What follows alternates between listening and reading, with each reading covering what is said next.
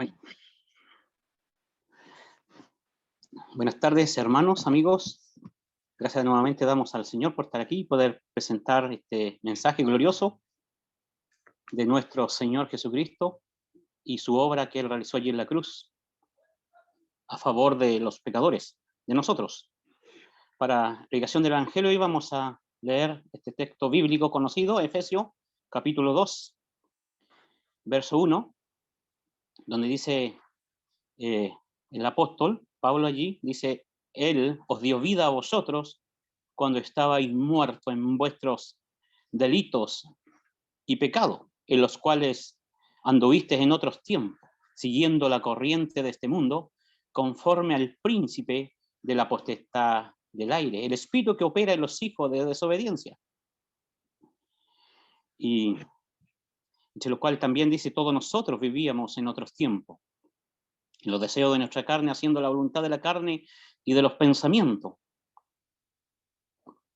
Y éramos por naturaleza hijos de ira, lo mismo que los demás. Pero Dios, que es rico en misericordia por su gran amor con que nos amó, aún nosotros estando muertos en pecado, nos dio vida juntamente con Cristo. Por gracia sois salvos. Y nos resucitó y nos hizo sentar en los lugares celestiales con Cristo Jesús.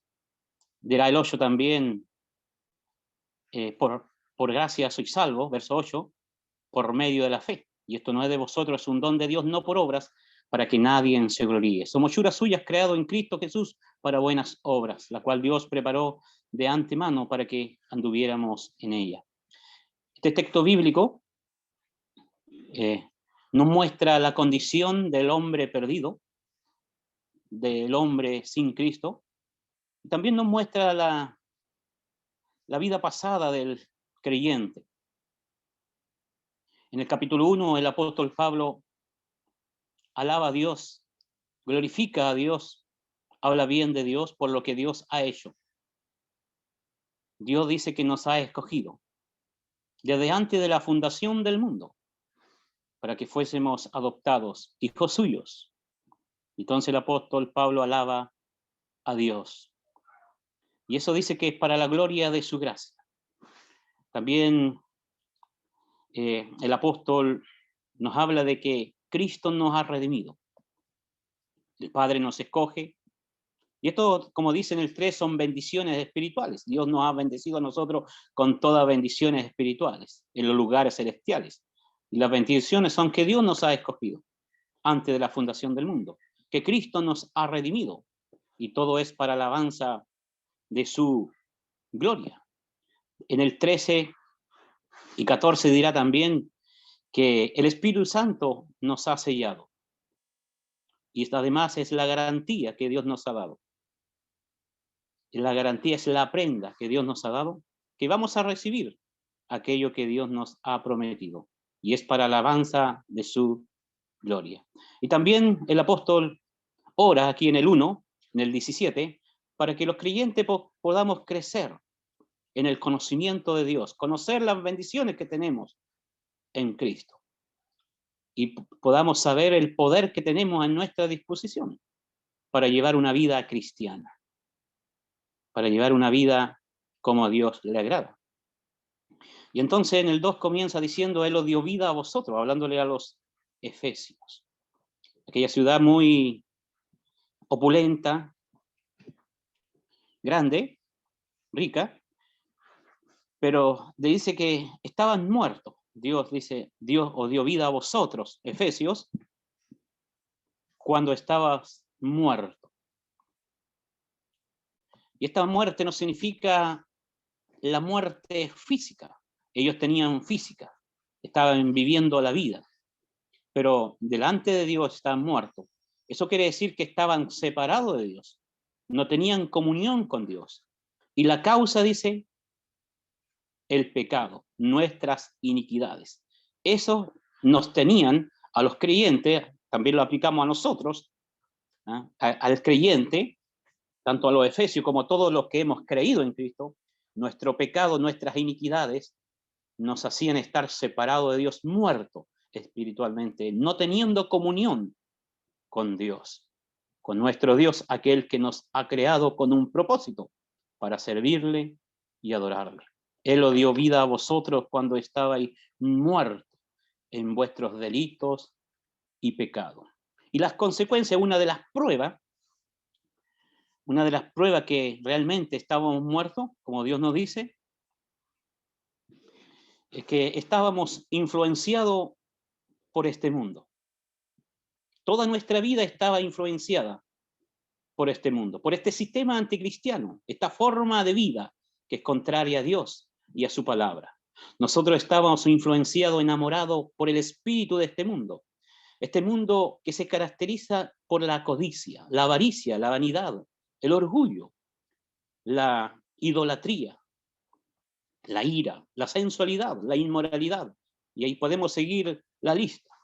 Nosotros estábamos muertos, estábamos influenciados por la corriente de este mundo.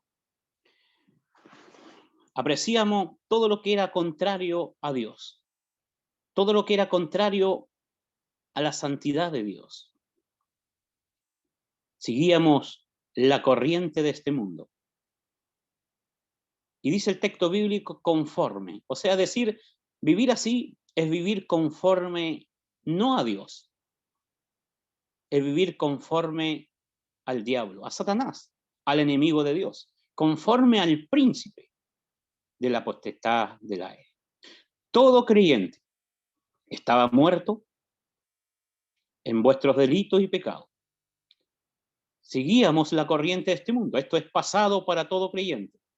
Vivíamos conforme al príncipe de la potestad del aire, conforme a Satanás. Y todo aquel que no ha creído aún en Cristo, Dios dice que esa persona, está muerta. No tiene comunión con el Creador. La causa es el pecado, las iniquidades. Sigue la corriente de este mundo. Piensa igual que el mundo. Piensa lo mismo que el mundo piensa. Busca las mismas cosas que el mundo busca. Valora las mismas cosas que el mundo valora. Sigue la corriente de este mundo y vive conforme a Satanás, haciendo la voluntad de Satanás. El espíritu que opera, dice, que trabaja, que alimenta a los hijos de desobediencia. Satanás los alimenta, los anima a estas personas. A nosotros eso era pasado, pero aquel que no ha creído en Cristo, esa persona está siendo animada por Satanás, está siendo alimentada por Satanás, el diablo. El espíritu que opera, trabaja.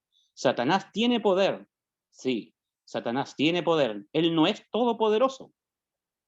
Solo Dios es el todopoderoso. Satanás tiene poder, sí, pero el poder de Satanás es regulado y controlado por Dios.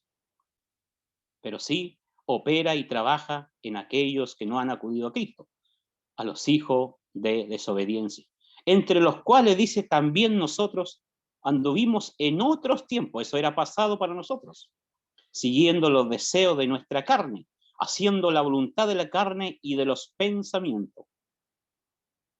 Hacíamos nuestra propia voluntad. Nosotros éramos el soberano, nosotros éramos los señores. No, el Señor, cada vez que nosotros pecamos, le decimos a Dios que nosotros somos el Señor, nosotros somos los soberanos, no Él. Así vivíamos, haciendo la voluntad de nuestra carne, de nuestros pensamientos. Y esa vida es la que a Satanás le agrada, porque Satanás quiere que nosotros sigamos viviendo así y que la muerte nos sorprenda para ir a aquel lugar que Dios ha preparado para el diablo y sus ángeles. Dios quiere que nosotros seamos salvos, vengamos al conocimiento de la verdad y podamos saber a través de la palabra quién es Dios, un Dios santo, justo, que no tolera el pecado y que Él tiene que condenar al pecador. Pero también Dios quiere que sepamos que Él ha provisto un medio de salvación. Él ha provisto un medio de salvación, el cual es su Hijo amado. Hacemos la voluntad de la carne, esa fuerza interna que está en nosotros, que nos arrastra. Tomando Isaías, nos arrastra como el viento. Esas propias concupiscencias, dirá Santiago, que me arrastran a hacer lo malo. Esa fuerza interna que está en cada uno de nosotros. Aún siendo creyente, hay una fuerza que nos arrastra para hacer la maldad. El apóstol Pablo, siendo creyente, él dice, yo sé que esto en mi carne no mora el bien. También hablando a los filipenses, diciendo que él no confía en la carne, no confía en la carne, sino confía solo en Jesucristo para obtener la salvación, ser declarado justo. Ser declarado justo. El hombre está muerto delante de Dios. Hay 3 palabras, podemos decir aquí, para poder retener con M. Muertos. El hombre que no está en Cristo está muerto, es manejado por Satanás, por el diablo, y es merecedor de la ira, hijo de ira, merecedor de la ira de Dios. ¿Por qué? Porque está muerto por causa del pecado, está siguiendo la corriente de este mundo, está viviendo conforme a Satanás, haciendo su propia voluntad y no la voluntad de Dios. El hombre está muerto. Es inútil para Dios, pero está dispuesto a servir a Satanás. Es el hombre sin Cristo.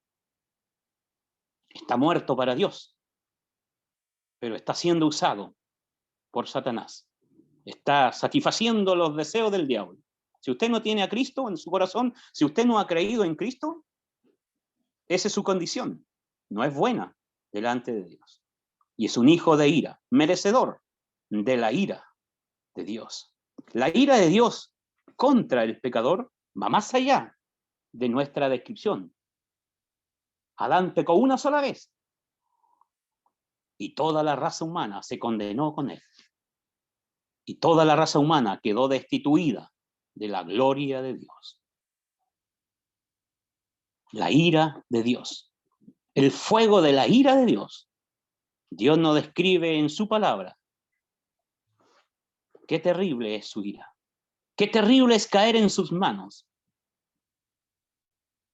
Dios es santo, Dios es justo. Y nosotros no podemos escaparnos de la ira de Dios. No podemos salvarnos a nosotros mismos. Somos incapaces, débiles e impotentes, inútiles.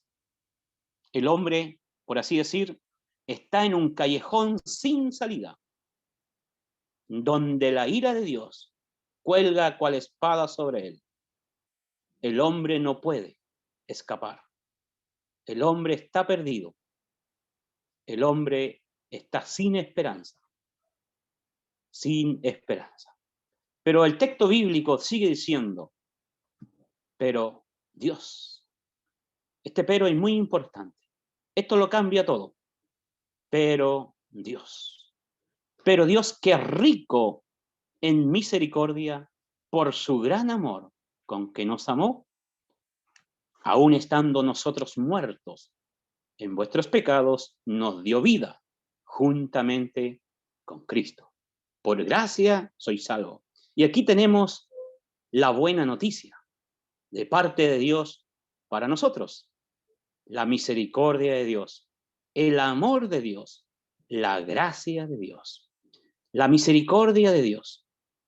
La misericordia viene de la palabra cardia, corazón. También de la palabra miseria. Miseria. Dios ve nuestra miseria. Dios ve la miseria del hombre. ¿Cuál es la miseria del hombre? El hombre está muerto. El hombre sigue la corriente de este mundo.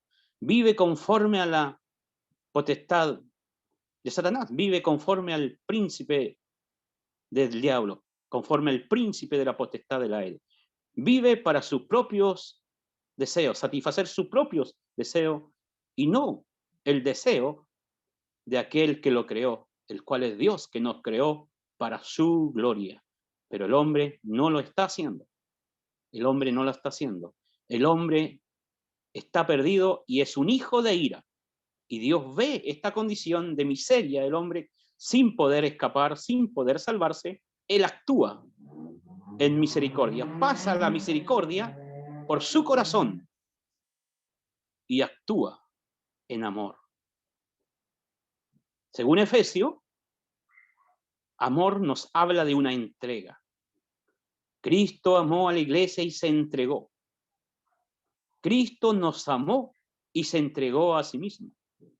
De tal manera nos amó Dios que nos ha dado, que nos ha entregado. Amor nos habla de una entrega total para un propósito. Dios en su misericordia nos ve en miseria y Él actúa en amor y nos da a su Hijo Jesucristo. De tal manera amó Dios al mundo que ha dado a su Hijo unigénito, su único Hijo. La religión dirá, todos son hijos de Dios.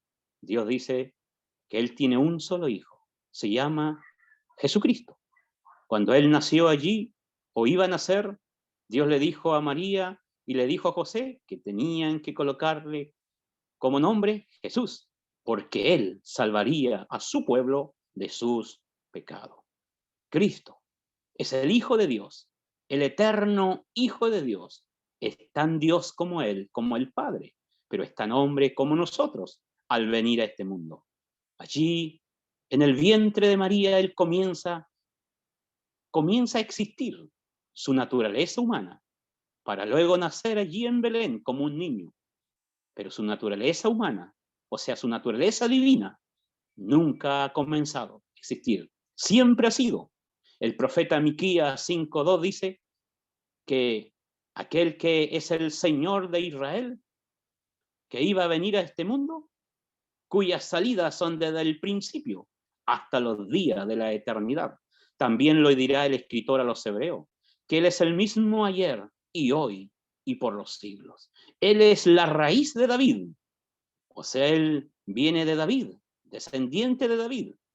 Él es la raíz, el que sustenta a David, pero también Él es el descendiente de David. Él es la raíz, el que alimenta, el que sostiene a David, hablándonos de su naturaleza divina, pero también nos habla de su naturaleza humana, que viene de David, de los lomos de David. Jesucristo es divino, Él es Dios, adorado por ángeles, dirá el escritor a los hebreos. Cuando Dios lo introduce al mundo, Dios ordena a todos sus ángeles que le adoren, porque Él es el creador de todas las cosas y todas las cosas por Él subsisten, porque Él las sustenta con el poder de su palabra.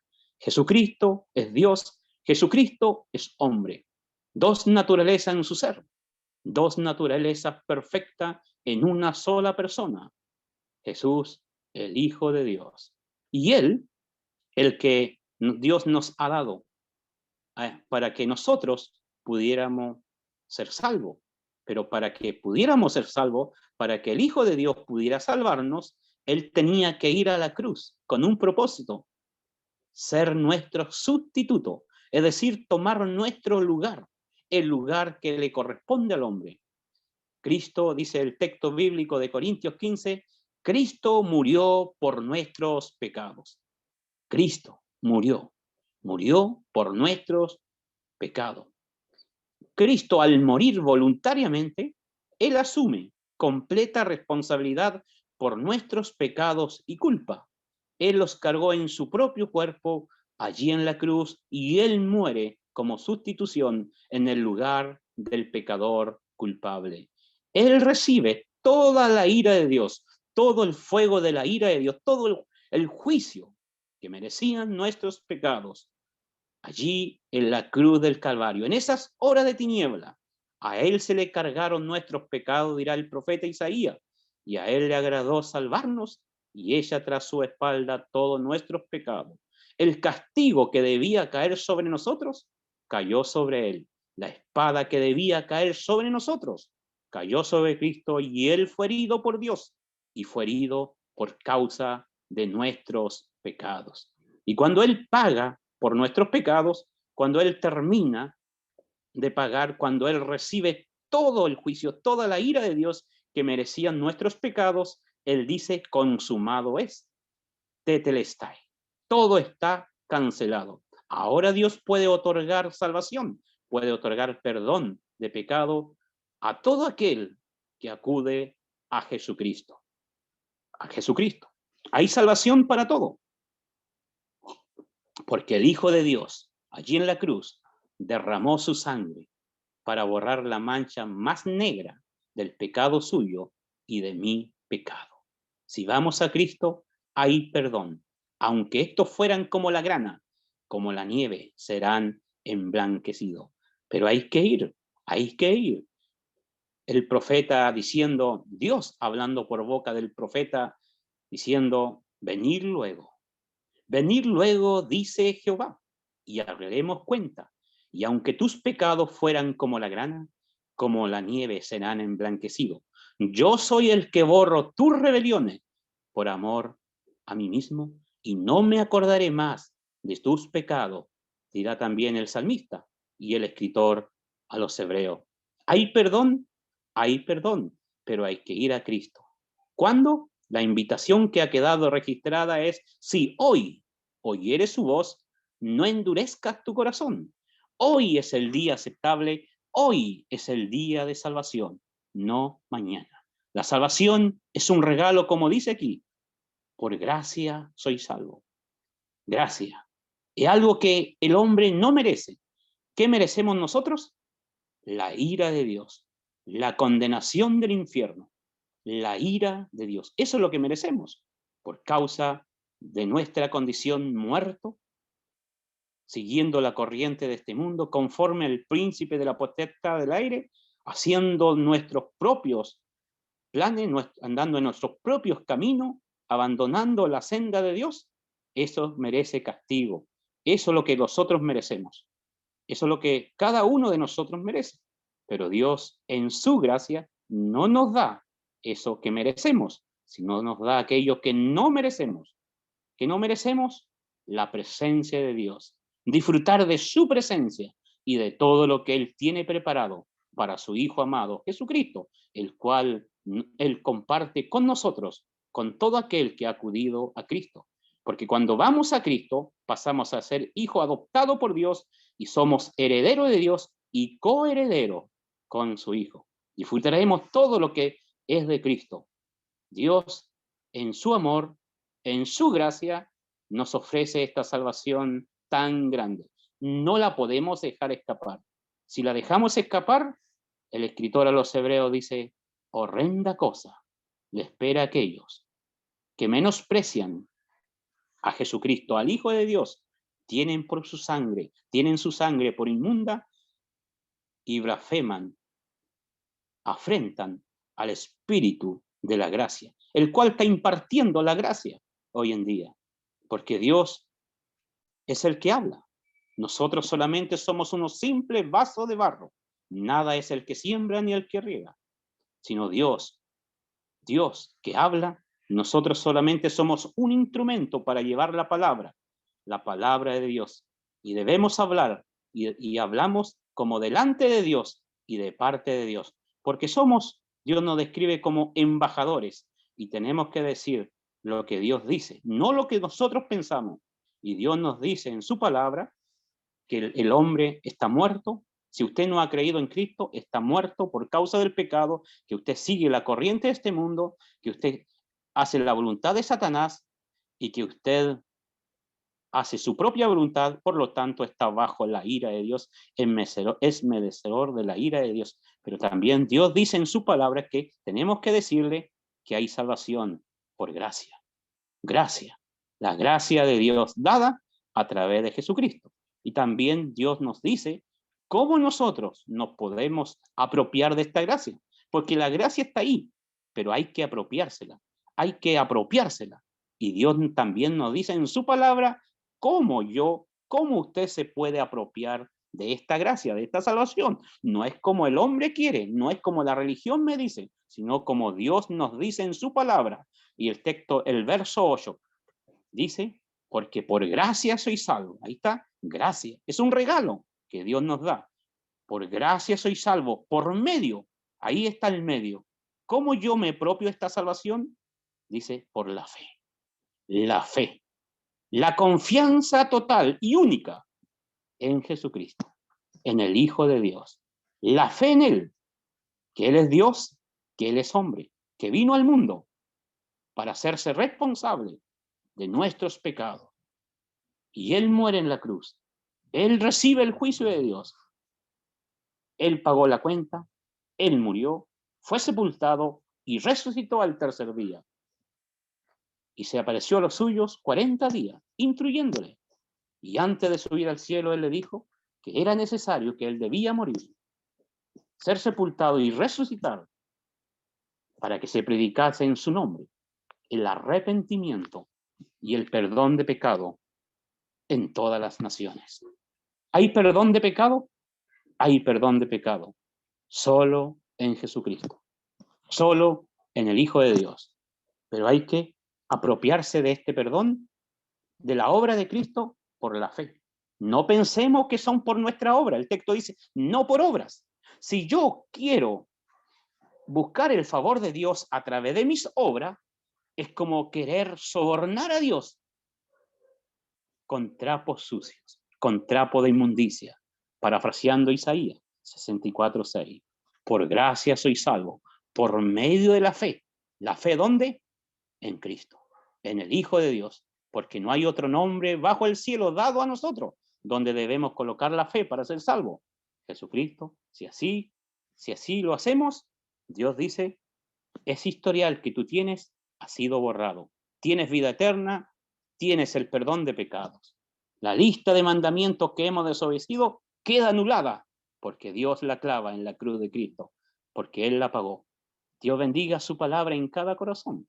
El Todopoderoso pueda obrar a través de su Santo Espíritu en cada oyente que no ha creído en Cristo. Y nosotros, los que hemos creído en Cristo, podamos disfrutar de esta salvación y podamos tener gratitud hacia Él, sirviéndole con ánimo voluntario, con gozo, sirviéndole a Él. Dios bendiga su palabra.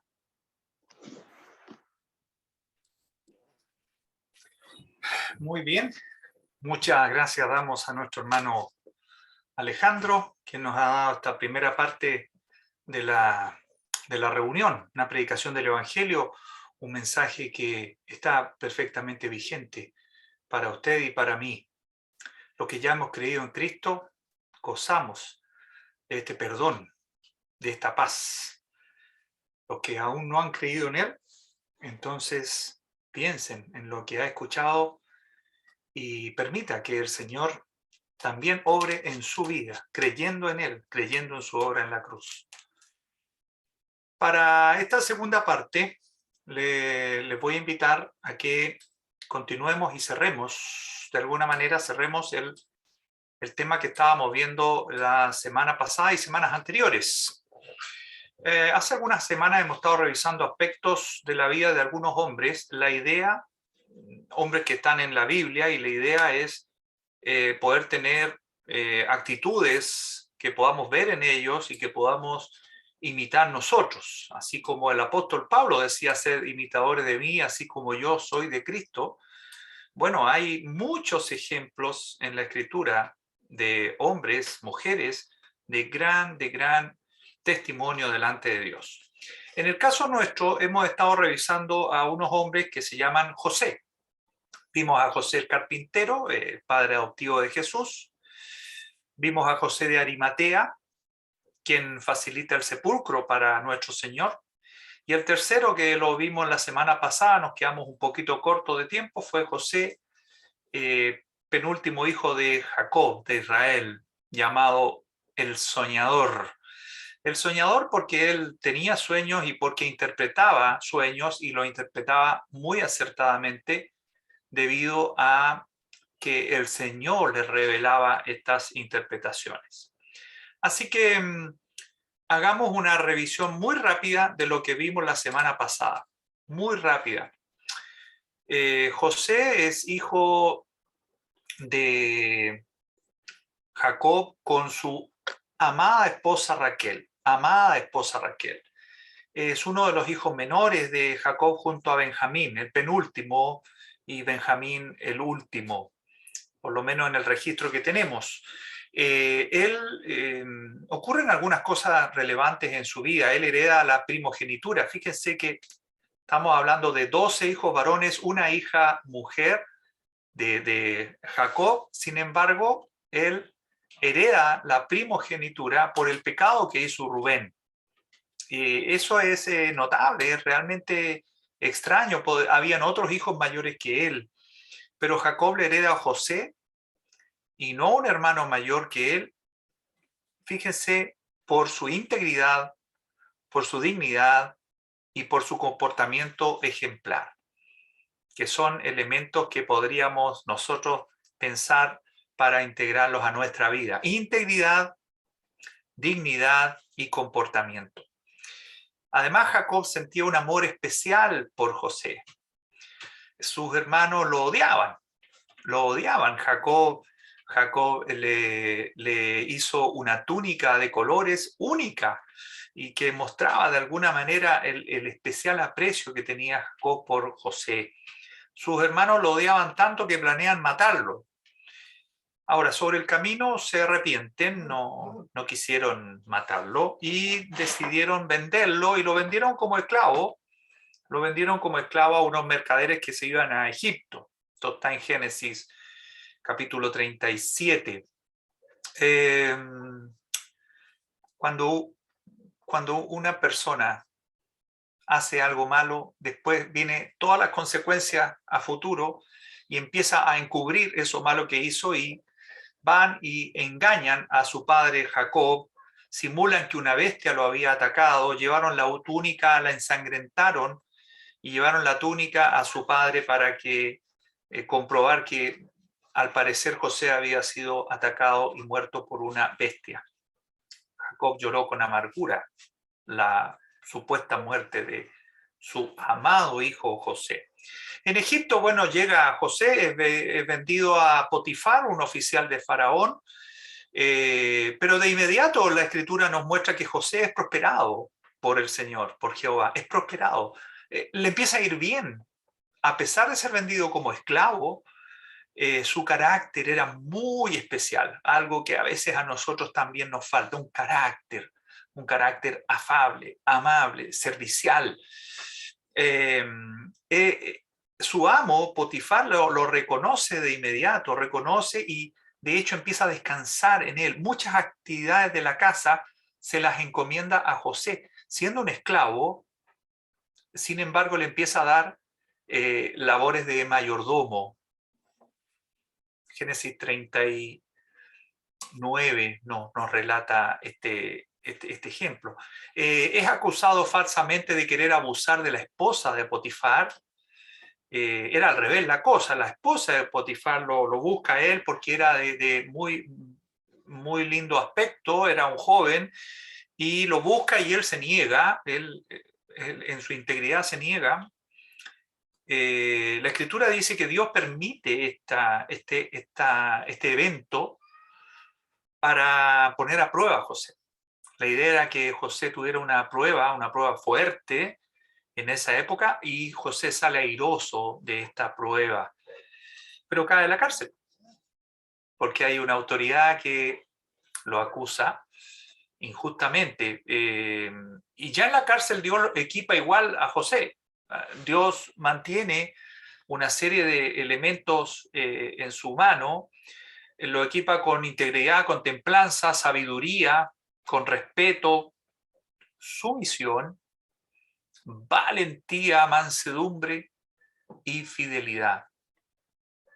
Ahí tenemos algunos atributos que revisar, hermano.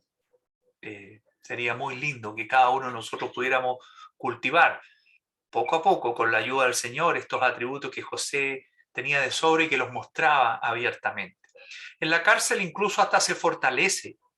Génesis 39 nos muestra que se fortalece, se destaca. El jefe de la cárcel descansa en él para encargarle algunas cosas dentro de la cárcel. José era un preso más. Sin embargo, empieza a ejercer ciertas labores podríamos decir administrativas, dentro de la cárcel. Estando en la cárcel, José interpreta el sueño que tuvo un copero y el panadero del faraón. ¿Ya? Ambos estaban en la cárcel porque habían delinquido delante del faraón, y ambos tienen unos sueños y José se los interpreta, y resulta que ambas interpretaciones resultaron exactas. A los 3 días el copero fue restituido en su cargo, pero a los mismos 3 días el panadero fue ahorcado, tal como lo predijo José por revelación de Dios. Fíjense que 2 años después el faraón tiene un sueño, nadie podía interpretárselo, nadie sabía, y el copero se acuerda, solo ahí se acuerda de que había un joven en la cárcel que era muy bueno, era muy asertivo y era un hombre piadoso de Dios. Lo recomienda, el copero recomienda traer a José, así que José lo sacan de la cárcel, lo arreglan para presentarse al faraón y le interpreta el sueño. ¿Se acuerda usted? 7 años de prosperidad y 7 años de sequía y de falta. 7 años de abundancia y 7 años de escasez. El faraón está asombrado, lo nombra gobernador de Egipto, segundo tras él. Esto está en Génesis 41. Y José pasa a tomar un papel preponderante incluso en la historia de Egipto.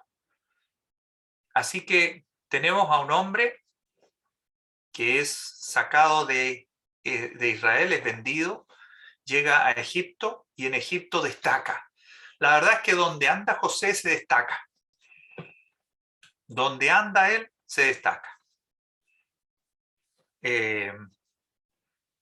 Si lo traemos al día de hoy, donde anda el creyente se destaca. ¿Sí?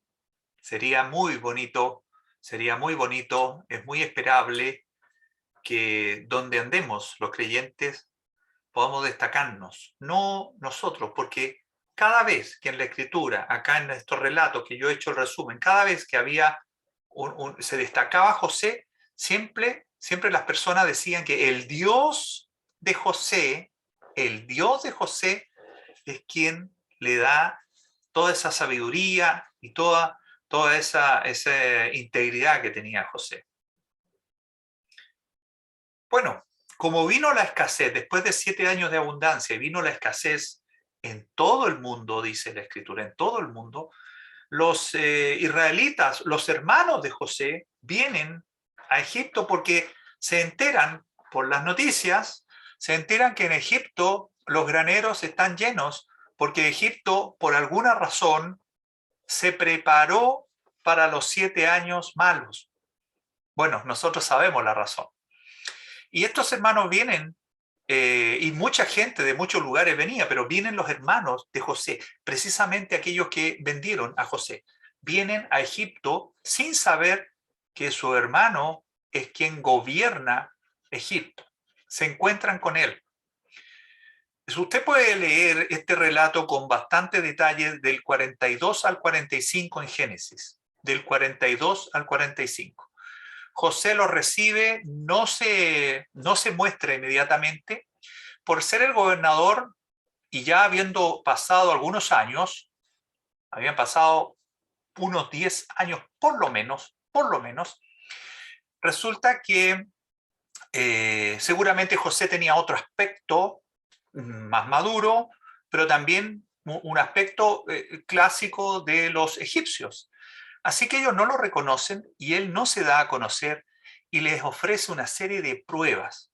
Los acusa de ser unos espías, pero siempre los trata muy bien. Solamente los pone a prueba, les infunde un poquito de temor. Y ellos explicaban una y otra vez qué había pasado. Él en su interior, en sus habitaciones lloraba, pero también por la emoción. Había conflicto de intereses, decimos hoy día, porque él quería revelarse a sus hermanos, pero también quería que de alguna manera ellos entendieran que no habían obrado bien. Lo notable es que en todo el relato, le insisto, Génesis 42 al 45, en todo el relato, José los trata muy bien.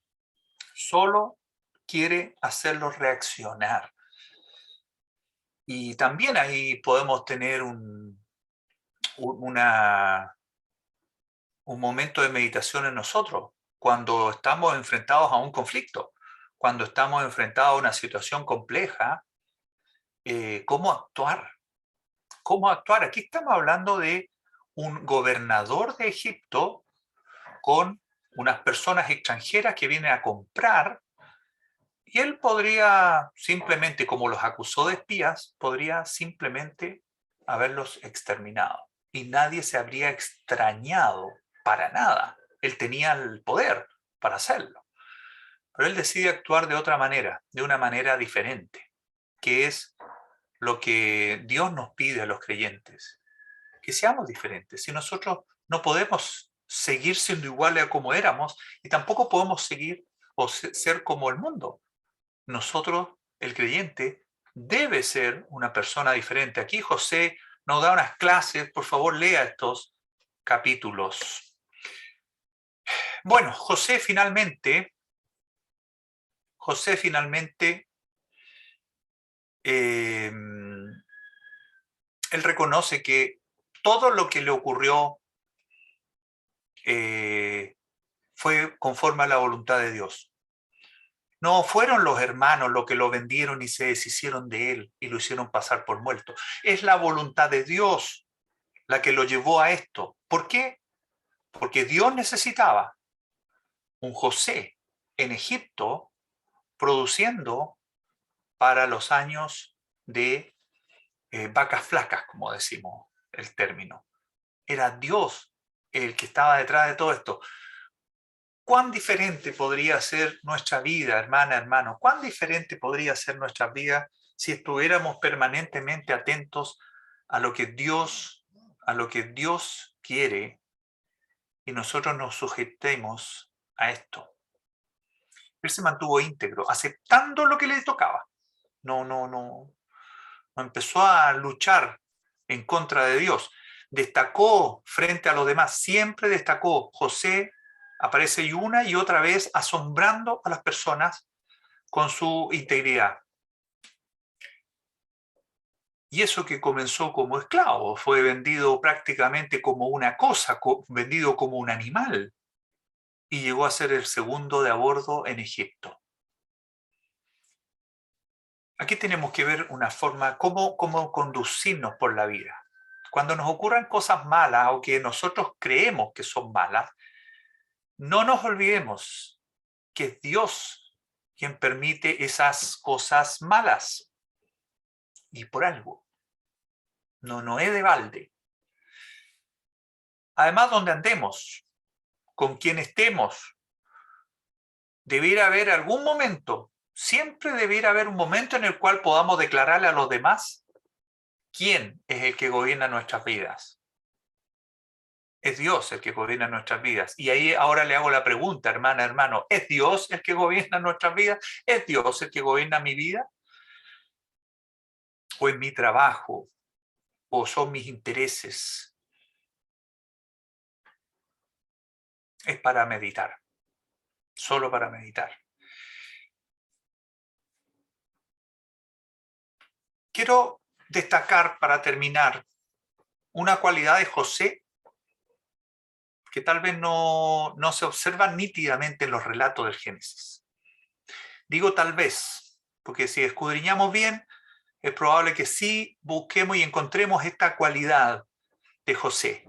Pero quiero destacarla, pensando explícitamente en mis hermanas y hermanos en la fe. Es la capacidad de José para olvidar y perdonar.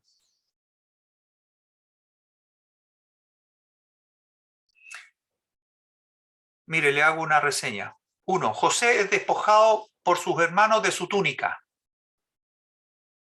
que tenía un significado especial por parte de su padre. Lo despojan de su túnica. Es arrojado a una cisterna con la intención de matarlo, originalmente. Es vendido como esclavo por sus hermanos. Es acusado y encarcelado injustamente por un pecado no cometido. Y es olvidado por sus amigos en la cárcel. El copero y el panadero no se acordaron de él. Hasta que después el copero, que es el que quedó vivo, se acordó. Pero fue olvidado. Sin embargo, José supo colocar siempre en primer lugar la voluntad de Dios. Siempre la puso en primer lugar, antes que su propio bienestar. Dios lo compensó con un gran bienestar, con sabiduría, con diligencia, disciplina, templanza, con amor. Vemos un José amante de sus hermanos, de su familia, como no nos podríamos imaginar. Vamos a leer un último texto bíblico para ver este amor. Si somos capaces de ver la mano de Dios,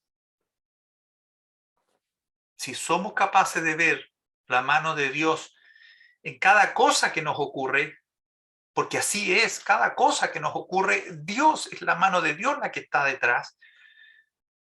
Entonces, hermana, hermano, estoy seguro que seremos capaces no solo de permanecer en su palabra, sino también, escuche bien, seremos capaces de perdonar, igual como Cristo nos perdonó. Qué tremendo es una hermana, un hermano que no puede perdonar, que no puede olvidar. Hay un letrero por ahí que da vuelta en las protestas, muchas veces hay un letrero, ¿verdad? Es del mundo, dice, ni perdón ni olvido. Es que usted no sabe lo que me hizo esta persona, no, usted no tiene idea lo que me hizo. Mire, ya vimos lo que le hicieron a José, y José perdonó y olvidó. El mundo no quiere perdonar, no quiere olvidar, el mundo solo quiere venganza y rencor. El creyente sigue los ejemplos del Señor y que, por ejemplo, están muy presentes en la vida de José. Mire lo que dice Isaías 43.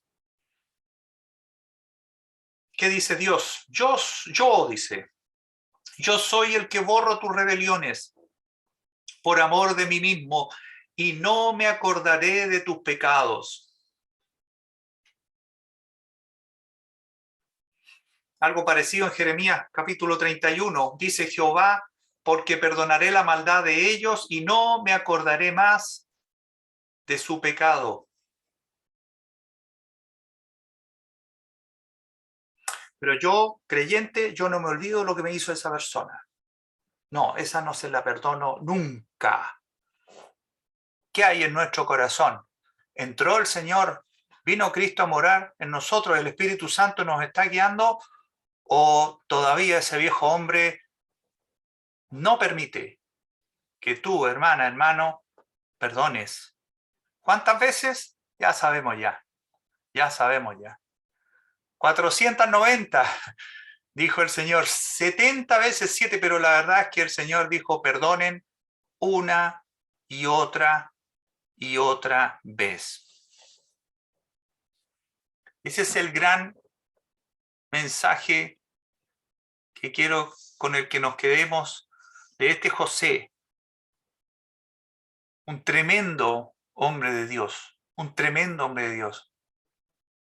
que si algo supo fue seguir la voluntad de Dios, entender que su vida estaba guiada por la voluntad de Dios y él la seguía, y también supo perdonar con amor, con un entrañable amor. Es impresionante. Quiero que me acompañe a leer este texto y con eso terminamos y nos quedamos con este texto. Veamos cómo termina el libro de Génesis. Génesis capítulo 50 y versículos, los últimos versículos, ahí está. Génesis capítulo 50, versículo 15 al 26. Y al terminar la lectura, no vamos a hacer más comentarios y la reunión estará terminada. Quiero que leamos con atención. Viendo los hermanos de José que su padre era muerto, dijeron: quizá nos aborrecerá José y nos dará el pago de todo el mal que le hicimos. Y enviaron a decir a José: tu padre mandó antes de su muerte diciendo: así diréis a José, te ruego que perdones ahora la maldad de tus hermanos y su pecado, porque mal te trataron. Por tanto, ahora te rogamos que perdones la maldad de los siervos del Dios de tu padre. Y José lloró mientras hablaban. Lloró mientras hablaban. Vinieron también sus hermanos y se postraron delante de él y dijeron: henos aquí por siervos tuyos. Y le respondió José, ponga atención, y le respondió José: no temáis. ¿Acaso estoy yo en lugar de Dios? Hermana, hermano, de nuevo, ¿acaso estoy yo en lugar de Dios? Vosotros pensasteis mal de mí, contra mí, mas Dios lo encaminó a bien, para hacer lo que vemos hoy, para mantener en vida a mucho pueblo. Ahora pues, no tengáis miedo, yo os sustentaré, a vosotros y a vuestros hijos. Así los consoló y les habló al corazón.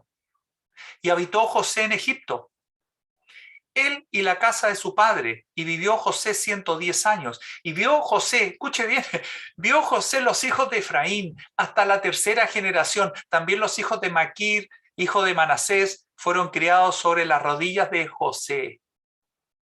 Y José dijo a sus hermanos: yo voy a morir, mas Dios ciertamente os visitará y os hará subir de esta tierra a la tierra que juró a Abraham, a Isaac y a Jacob. E hizo jurar José a los hijos de Israel, diciendo: ciertamente os visitará y haréis llevar de aquí mis huesos. Y murió José a edad de 110 años y lo embalsamaron y fue puesto en un ataúd en Egipto.